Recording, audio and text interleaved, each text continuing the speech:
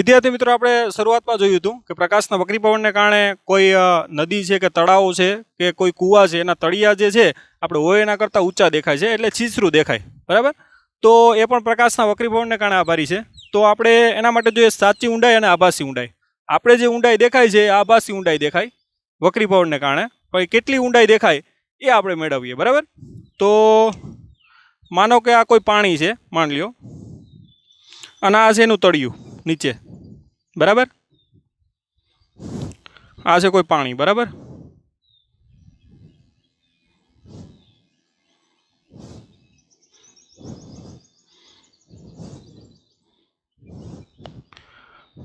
માનો કાંઈ કોઈ વસ્તુ છે, બરાબર. અહીંયા અવલોકનકાર છે એ તળિયું અને વસ્તુ જોઈ રહ્યો છે, બરાબર. તો એમાંથી પ્રકાશનું કિરણ નીકળશે આ રીતે.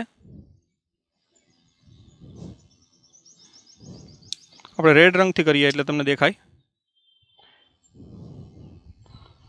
વસ્તુમાંથી જ પ્રકાશ નીકળે. હવે વિદ્યાર્થી મિત્રો, આ ક્યાંથી કેમાં જાય? તો ઘટ માધ્યમમાંથી કેમાં જાય? પાતળા માધ્યમમાં. એટલે જવાનું હતું આમ, જો માધ્યમ ન હોત તો.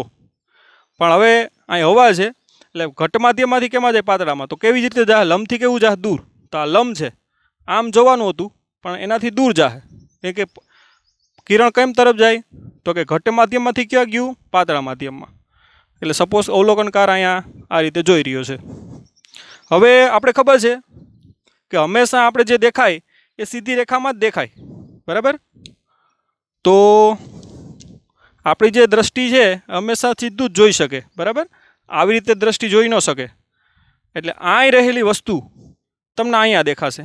ઇનશોર્ટ આખું તળિયું પણ તમને એટલું ઉપર આવેલું દેખાશે. આખું તળિયું પણ તમને અહીંયા આવેલું દેખાશે. અને વસ્તુ પણ તમને અહીંયા, વસ્તુ ખાલી ઉપર ના આવે, આખું તળિયું ઉપર આવે, બરાબર.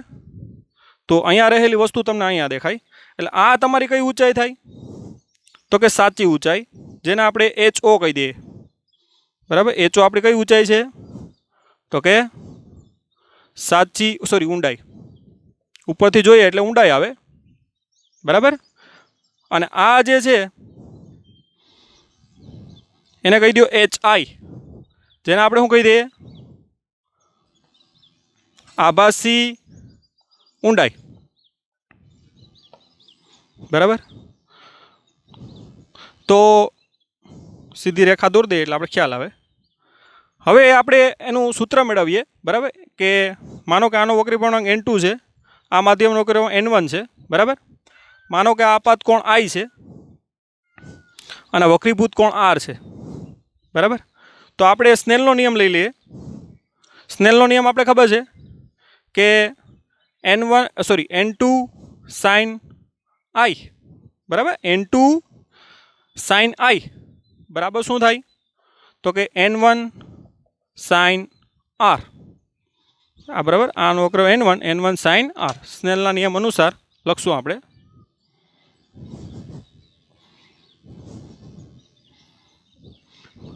હવે અહીંયા જે ખૂણા બનતા હોય એકદમ નાના બનતા હોય, બરાબર.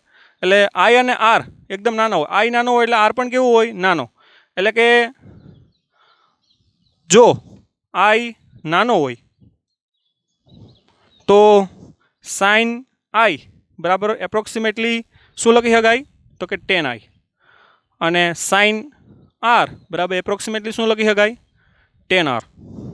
માટે સૂત્ર શું થઈ જાય? તો કે N2 sin I tan I બરાબર N1 tan R, બરાબર. હવે એની કિંમત મૂકી દઈએ આકૃતિ ઉપરથી. I બરાબર શું થાય? જો અહીં tan R, આ સામેની બાજુ.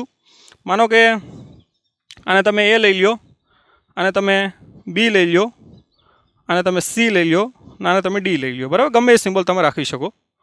tan I બરાબર શું થાય? તો કે સામેની બાજુ છેદમાં પાસેની બાજુ, બરાબર. તો N2 સામેની બાજુ કઈ થાય? તો કે AB. પાસેની બાજુ કઈ થાય? તો કે વાસ્તવિક ઊંડાઈ, બરાબર. HO. વિદ્યાર્થી મિત્રો, tan I બરાબર સામેની બાજુ છેદમાં પાસેની બાજુ. સામેની બાજુ AB, પાસેની બાજુ HO, બરાબર. બરાબર N1 tan R. હવે R અહીંયા છે વિદ્યાર્થી મિત્રો. હવે જે આટલો ખૂણો થાય એટલો જ આ થાય, કેમ કે સામસામેના ખૂણા કેવા થાય? સરખા. આર હોય તો આ પણ આર થાય, બરાબર. જો અહીંયા આ બંને ખૂણા સામસામેના છે, આ એટલે આર હોય તો આ પણ આર. હવે આનો અંતકોણ આ છે, બરાબર. એટલે આર હોય તો આ પણ કેટલો થાય? આર. કે આ કેવા છે? અંતકોણ. જો આ અને આ લાઈન સમાંતર છે, એટલે આ ના કેવા બને? અંતકોણ. એટલે આર થાય તો આ પણ કેટલો થાય? આર. હવે એના માટે ટેન આર લખવાનું, બરાબર. શું થાય? સામેની બાજુ ડીસી બરાબર કેટલું થાય? AB, બરાબર. એટલે કે ડીસી પહેલાં લખીએ આપણે, છેદમાં શું થાય? પાસેની બાજુ આઈ, HI, બરાબર. ડીસી અને AB ઉડી જાય, કારણ લખજો કે ડીસી બરાબર શું છે? AB. માટે એને બેને શું કરી શકો? આપણે ઉડાડી શકો. માટે N2 ના છેદમાં HO બરાબર શું થાય? N1 ના છેદમાં HI, બરાબર. એટલે HI નું સૂત્ર આ રીતે, HI ના છેદમાં HO, જે આપણે આભાસી ઊંડાઈ મેળવવી હોય, HI ના છેદમાં HO, HI અહીંયા આવી જાય, એટલે કે N1 ના છેદમાં શું આવશે? N2.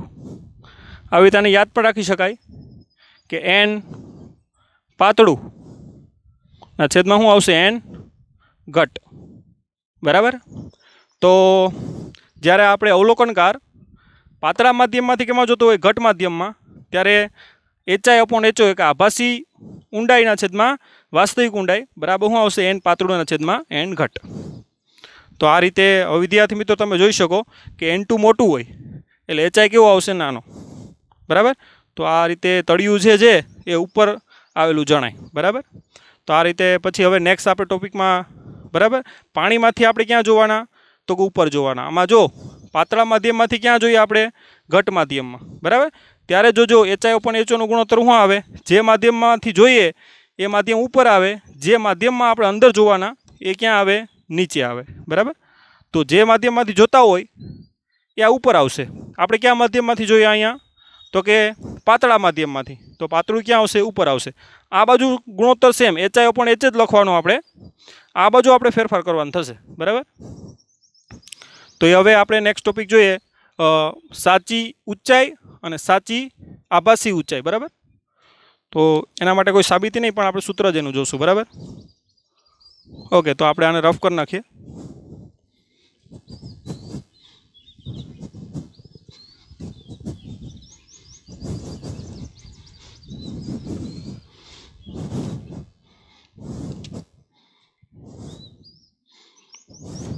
માનો કે અવલોકનકાર માછલી છે, બરાબર. અને સપોઝ કે આ કોઈ વૃક્ષને આવી રીતે જોઈ છે. માનો કે આ કોઈ વૃક્ષ છે, તો એ વૃક્ષ એને કેવડું દેખાશે? બરાબર. એટલે હવે આપણે નીચેથી ઉપર જોઈએ આપણે તો હંમેશા શું કહીએ આપણે? ઊંચાઈ. તો સાચી ઊંચાઈ અને આભાસી ઊંચાઈ લખશું, બરાબર. આ સાચી ઊંચાઈ છે, જેને આપણે HO કહી દઈએ. હવે પ્રકાશનું કિરણ અહીંથી આવશે આવી રીતે.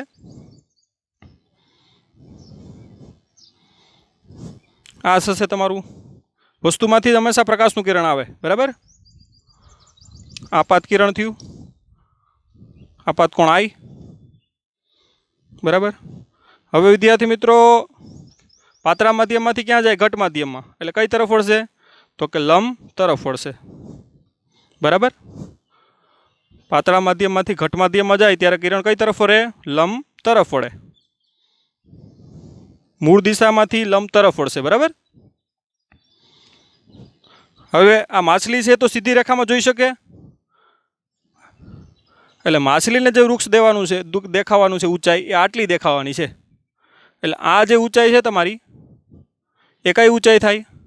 તો કે આભાસી ઊંચાઈ, બરાબર. તો આપણે જો ઘટ માધ્યમમાંથી જોઈએ તો જે ઊંચાઈ દેખાશે એના કરતાં એ વધારે દેખાશે, બરાબર. તો આભાસી ઊંચાઈ વધારે છે, બરાબર. આનું સૂત્ર આપણે સેમ આ રીતે લઈ શકીએ કે HI/HO બરાબર ક્યાંથી આપણે જોઈએ? તો કે ઘટ માધ્યમમાંથી. તો ઉપર N2 લખવાનું, છેદમાં શું લખવાનું? N1. આપણે આગળ કીધું એમ જ, જેમાંથી આપણે જોતા હોય એ ઉપર આવશે અને બીજું જે છે એ નીચે આવશે, બરાબર. આપણે કેમાંથી જોઈએ છે? ઘટ માધ્યમમાંથી. આ બાજુ સેમ મેં કીધું એમ, આ બાજુ તો HI/HO જ આવશે, પેલી બાજુ ચેન્જ કરવાનો. આમાં ઘટ માધ્યમમાંથી જોઈએ એટલે એન ઘટના છેદમાં શું આવશે? એન પાતળું, બરાબર. જો પાતળામાંથી જોતા હોય તો આપણે આગળ જોઈ લીધું એમ એચઆઈના છેદમાં એચઓ બરાબર એન શું આવશે? પાતળુંના છેદમાં એન ઘટ. આ ક્યારે? તો કે પાતળા માધ્યમમાંથી ઘટમાં જોતા હોય તો એન પાતળાના છેદમાં એન ઘટ, અને ઘટમાંથી પાતળામાં જોતા હોય તો એન ઘટના છેદમાં એન પાતળું. આ બાજુનો આ સેમ આવશે, બરાબર. તો આ રીતે બંને વસ્તુ સમજી શકાય, બરાબર. સાચી ઊંચાઈ અને સાચી આભાસી ઊંચાઈ, બરાબર. અને આગળનો ટોપિક જોયો એ સાચી ઊંડાઈ અને આભાસી ઊંડાઈ. આ સૂત્ર પણ નીટ અને જેડબલઈમાં ઘણી રીતે પૂછાતું હોય છે અને એ રીતે ઉપયોગી છે આપણા માટે. ઓકે, હવે આપણે વક્રીભવનને લગતી બીજી ઘટનાઓ જોઈએ, બરાબર. હવે આપણે ખબર છે કે મેં તમને વાત કરી હતી કે સૂર્ય જે છે એ વક્રીભવનના કારણે 2 મિનિટ વહેલો દેખાય છે અને 2 મિનિટ મોડો આથમે છે, બરાબર. તો દિવસમાં 4 મિનિટનો સમયગાળો જે વધે છે આપણો એ વક્રીભવનના કારણે વધે. કેવી રીતે? જો આ આપણી માનો કે પૃથ્વી છે, બરાબર. હવે પૃથ્વીમાં જેમ જેમ આપણે ઉપર જઈએ તેમ ખબર છે કે વાતાવરણની ઘનતા છે એ ઘટતી જાય, બરાબર. કેમ કે હવા છે એ પાતળી ને પાતળી બનતી જાય ગુરુત્વાકર્ષણને કારણે, બરાબર. વધારે બળ લાગવાથી નીચે ઘનતા વધારે હોય હવા, અને જેમ જેમ આપણે દૂર જશું એમ ઘનતા એની ઘટતી જશે, બરાબર. આવી રીતે. તો આ પાતળું માધ્યમ છે અને આ ઘટ માધ્યમ છે, બરાબર. માનો કે અહીંયા તમે અવલોકનકાર છો, સૂર્ય આવી રીતે અહીંયા ઉગે છે, બરાબર. હવે સૂર્યનું જે કિરણ આવે એ તમને દેખાવા નથી, પણ વિદ્યાર્થી મિત્રો અહીંયા જોજો. હવે આ સૂર્યપ્રકાશ જ્યારે આવશે ને ત્યારે એ લંબ તરફ વળશે આવી રીતે, બરાબર. કેમ કે એ ઘટ માધ્યમમાંથી કેમાં જાય? તો કે પાતળા માધ્યમમાં. તો દરેક વખતે કઈ તરફ વળશે? લંબ તરફ વળશે. એટલે આવી રીતે એ બેન્ડ થવાનું છે. કોને કારણે? તો કે વક્રીભવનને કારણે, બરાબર. નકર સૂર્યપ્રકાશનું કિરણ આમ સીધું જાય તો આપણે દેખાવાનું નથી સૂર્ય. પણ હવે જે અવલોકનકાર છે એ તો આવી રીતે સીધી રેખામાં જ જોશે, બરાબર. અવલોકનકાર છે એ આવી રીતે સીધી રેખામાં જ જોશે. એટલે સૂર્યનું આયા જે સ્થાન છે એ અહીંયા સ્થાન હોય એવું લાગશે, બરાબર. એટલે આવી રીતે જે આ જે સમયગાળો છે એ 2 મિનિટનો હોય. આવું જ્યારે સૂર્ય આથમે ત્યારે પણ આ રીતનું જ બને. એટલે વક્રીભવનના કારણે જે છે એ સૂર્ય 2 મિનિટ વહેલો ઉગતો દેખાય અને 2 મિનિટ મોડો આથમતો દેખાય, બરાબર. તો આ ઘટના છે આપણે 2 ઘટના જોઈ વિદ્યાર્થી મિત્રો. એક તો ઊંડાઈવાળું, બરાબર, કે તળિયા જે છે પાણી ભરેલી સપાટીનું તળિયું જે છે એ શિફ્ટ થાય, અને બીજી ઘટના કે આવી રીતે સૂર્ય જે છે 2 મિનિટ મોડો વહેલો ઉગે છે અને 2 મિનિટ મોડો આથમે છે, બરાબર. તો હવે ત્રીજી ઘટના આપણે જોઈએ જેમાં પ્રકાશનું વક્રીભવન પણ થાય છે અને પૂર્ણાંતરિક પરાવર્તન પણ થાય, જેને આપણે પૂર્ણાંતરિક પરાવર્તનના ટોપિક તરીકે જાણીએ છીએ, બરાબર. તો હવે જે નેક્સ્ટ ટોપિક છે એ ખૂબ જ આઈએમપી છે, પૂર્ણાંતરિક પરાવર્તન, બરાબર. આમાં બંને ઘટના થશે, વક્રીભવન પણ થશે અને પરાવર્તન થશે, બરાબર.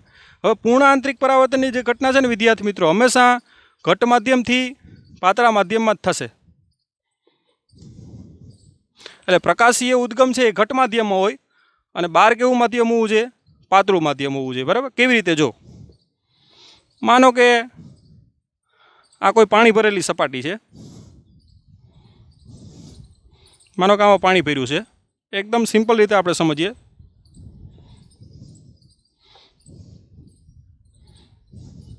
તમે આ પ્રવૃત્તિ ઘરે પણ કરી શકો, બરાબર. અહીંથી આપણે એક લેઝર લાઇટ લઈ લઈએ આવી રીતે, બરાબર. પ્રકાશીય ઉદ્ગમ જે કેમાં લેવાનું? તો કે ઘટ માધ્યમમાં. આ છે લેઝર લાઇટનો પ્રકાશ સોર્સ, બરાબર. હવે આવી રીતે સીધો તમે પાડો, બરાબર. તો મોટા ભાગે એ લેઝર લાઇટનો પ્રકાશ બહાર નીકળી જાય, બરાબર, જેને આપણે પારગમન કહીએ. થોડો જ ભાગ પાછો રિફ્લેક્ટ થાય. 96% ભાગ છે એ પારગમન થઈ જાય, એટલે કે વક્રીભવન થઈ જાય એમ પણ કહી શકો. માત્ર 4% ભાગ જ છે એ પાછો પરાવર્તન પામે, બરાબર. એની તીવ્રતા તમે મેળવવી હોય તો જે આ રિફ્લેક્ટ થાય એની તીવ્રતા I બરાબર I0, એટલે કે આપાત થતી તીવ્રતા n1 - n2 ના છેદમાં n1 + n2 આખાઈનો સ્ક્વેર, બરાબર. જે n2 એટલે ઘટ માધ્યમનો વક્રીભવનાંક, n1 એટલે પાતળા માધ્યમનો, બરાબર. સપોઝ કે આ તમે લઈ માનો કે આ પાણી છે તો પાણીનો હું કહી દઉં કે 1.33 છે, ટેબલમાંથી લઈ લો તો ચાલે, હવાનો 1. તો આ રીતે તમે ટકાવારી મેળવી શકો, બરાબર. IR એટલે પરાવર્તિત તીવ્રતા છે, I0 એટલે આ જે આપાત થાય ને આપાત થતી તીવ્રતા, બરાબર. તો તમે ટૂંકમાં IR છેદમાં I0 મેળવશો, બરાબર, તો એ 4% આવશે. અને 4% મળે એટલે આ કેટલા ટકા થાય? તો કે 96%. આ રીતે તમે મેળવી શકો, બરાબર. તો આ સૂત્ર જે છે એ આપણે નીટમાં અને JEEમાં કામનું છે, બાકી તમારા બોર્ડની બુકમાં એ સૂત્ર આપેલું નથી. હવે વિદ્યાર્થી મિત્રો આગળ વધીએ. તો તમે જોયું કે જ્યારે અહીંયા આપાત કોણ કેટલો છે? તો કે 0, કારણ કે લંબ સાથે બનાવેલો ખૂણો કેટલો થાય? તો કે 0 જ છે, બરાબર. એટલે હવે આપણે ખૂણો વધારતા જઈએ. મોટાભાગનું પારગમન થઈ ગયું.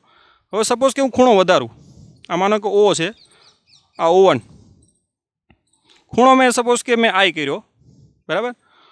તો આપણે જોશું કે અમુક ભાગ છે, આ O1 કહી દઉં આપણે. હવે જવાનું હતું આમ, ઘટ માધ્યમમાંથી કેમાં જાય? પાતળા માધ્યમમાં. એટલે લંબથી કેવું જશે?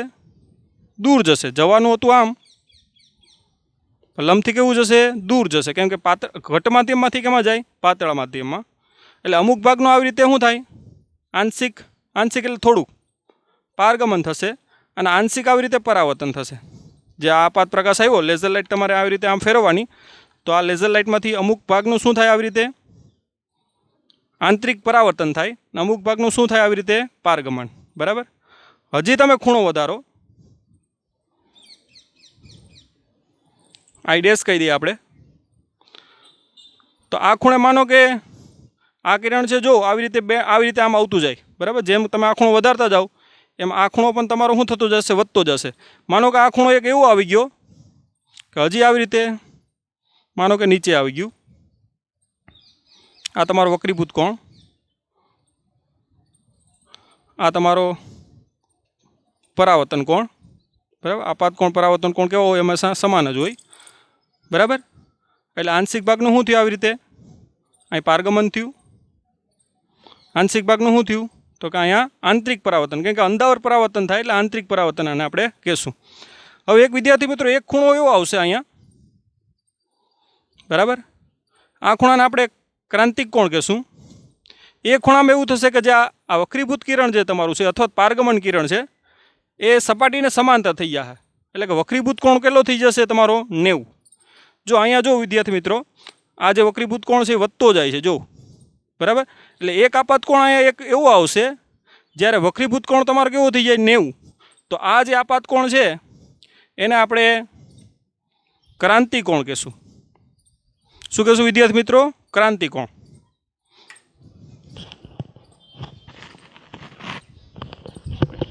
ઓકે. તો ક્રાંતિ કોણ એટલે શું? તો કે આપાત કોણના જે મૂલ્ય માટે વક્રીભૂત કોણ કેટલો થઈ જાય? 90નો. તો એવા ખૂણાને કેવો ખૂણો કહેવાય? ક્રાંતિ કોણ. હવે ક્રાંતિ કોણ કરતાં સેજ પણ ખૂણો તમે વધારો આવી રીતે, તો એનું સંપૂર્ણ શું થશે? પૂર્ણ આંતરિક પરાવર્તન, બરાબર. આ જે આપાત કોણ છે આપણો, માની લો કે I double dash, A IC કરતાં કેવો છે? મોટો, બરાબર. IC એટલે ક્રાંતિક કોણ, બરાબર. ક્રાંતિક કોણ કરતાં સેજ પણ ખૂણો જો વધી જાય ને તો એનું અંદરના અંદર સંપૂર્ણ પરાવર્તન થાય, કોઈ પણ એનું પારગમન થશે નહીં, બરાબર. એટલે અંદર, કેમ કે એના માટે આ સપાટી છે એક પ્રકારના અરીસાની જેમ વર્તે, બરાબર. અરીસો નથી પણ એ ખૂણા માટે એ સપાટી કેના તરીકે વર્તે? અરીસાની જેમ. એટલે સંપૂર્ણ એનું શું કરી નાખે? પૂર્ણ આંતરિક પરાવર્તન, બરાબર. તો આ ઘટનાને જ આપણે શું કહીએ? પૂર્ણ આંતરિક. મેં તમને કીધું એમ, બરાબર, કે પૂર્ણ આંતરિક પરાવર્તનની જે ઘટના છે હંમેશા ઘટ માધ્યમમાંથી પાતળા, એટલે પ્રકાશ તો જે સોર્સ છે એ તમારો ઘટ માધ્યમમાં હોવો જોઈએ, અને એની બહાર જે માધ્યમ છે એ કેવું હોવું જોઈએ? તો કે પાતળું માધ્યમ હોવું જોઈએ, બરાબર. અહીંયા આ બાજુ પાણી છે અને આ બાજુ હવા છે, બરાબર. એટલે હંમેશા પૂર્ણ આંતરિક પરાવર્તનની ઘટના જે છે યાદ રાખજો, ઘટ માધ્યમમાંથી જ કેમાં થાય? પાતળા માધ્યમમાં. તો પૂર્ણ આંતરિક પરાવર્તન એટલે શું? તો કે એના માટે શું સમજ્યા? તો કે એક ઘટ માધ્યમ લીધો આપણે, એમાં એક પ્રકાશનો સોર્સ લેઝર લાઇટ તમે લઈ શકો, બરાબર. આપાત કોણ અહીંયા 0 રાખો, મોટાભાગનું પારગમન થઈ જાય. એટલે આપાત કોણ વધારતો ગયો, લેઝર લાઇટને આમ રાખો, બરાબર. એટલે અમુક ભાગનું આવી રીતે શું થયું? આંતરિક પરાવર્તન. અમુક ભાગ નીકળી ગયો જેને પારગમન અથવા તો વક્રીભૂત કિરણ પણ કહી શકો આને, બરાબર. હવે લંબથી એ દૂર જ જાય છે, જેમ તમે આ ખૂણો વધારશો એમ આ ખૂણો પણ વધશે. એટલે આવી રીતે એ સપાટી તરફ આવે, જો, બરાબર. એટલે એક ખૂણો એક એવો આવી ગયો આપાત કોણ, બરાબર, જેને આપણે ક્રાંતિક કોણ કહીએ. ત્યારે વક્રીભૂત કિરણ કેવું થઈ ગયું? તો તો કે સપાટીને સમાંતર. એટલે સપાટી છે ને વિદ્યાર્થી મિત્રો, આ ખૂણે સપાટી છે એકદમ ઝળહળતી થઈ જાય, બરાબર. એ સપાટી ઉપર તમે એક પ્રકારની ચમક એક્સ્ટ્રા આવી જાય, બરાબર. જે તમે અમુક હોટેલોમાં અથવા તો અમુક સ્થળોએ તમે જોયું હશે કે એની સપાટી પાણીની છે એ એકદમ ચમકતી હોય, બરાબર. જે ટૂંકમાં ક્રાંતિકોણ એવું કરી શકો, બરાબર. અને ક્રાંતિકોણ કરતાં સહેજ પણ ખૂણો વધારો તો અંદરને અંદર સંપૂર્ણ પ્રકાશનું પરાવર્તન થાય અને આખી જે સપાટી છે આ ઝળહળતી દેખાય તમને. અહીં કોઈ પ્રકાશ દેખાશે નહીં, કંઈક અહીંથી કોઈ પ્રકારનું પારગમન ન થાય. હવે આ ક્રાંતિકોણનું સૂત્ર આપણે મેળવીએ, બરાબર. તો એના માટે આપણે સ્નેલનો નિયમ લઈ લઈએ. ક્રાંતિકોણ માટે શું લઈ લઈએ? સ્નેલનો નિયમ. ક્યાં આગળ? તો કે આને O2 કહી દો, આને O3 કહી દો અને આને O4 કહી દો, બરાબર. અને આનું નામ આપી દો A.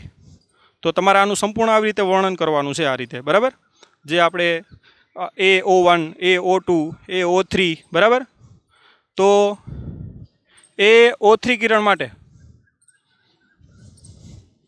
સ્નેલના નિયમ અનુસાર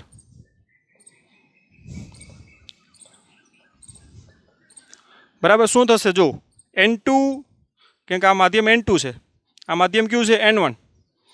N2 sin IC, N2 sin IC બરાબર N1 sin કેટલું છે અહીંયા? વક્રીભૂત કોણ કેટલું છે? 90, બરાબર. ડાયરેક્ટ લખી શકો sin 90. એટલે N2 sin IC બરાબર N1 sin 90 બરાબર કેટલા થાય? તો કે 1.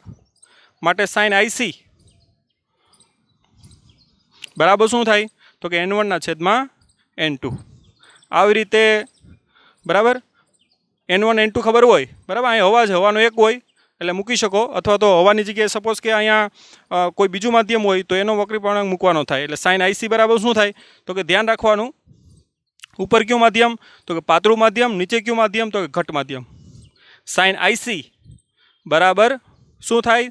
તો કે પહેલાં ઉપર હોય પાતળું માધ્યમ હોય, નીચે હોય શું હોય? ઘટ માધ્યમ. આવી રીતે IC બધાનો અલગ અલગ રીતે મેળવી શકાય, બરાબર. તો એ ખૂણો ડાયરેક્ટ આપણે મળી જાય તો એ ખૂણા કરતાં સહેજ પણ ખૂણો વધારે આપણે રાખીએ તો એનું સંપૂર્ણ શું થશે? પૂર્ણ આંતરિક પરાવર્તન. દાખલા કે હું કહી દઉં કે આ કોઈ ગ્લાસ છે, બરાબર.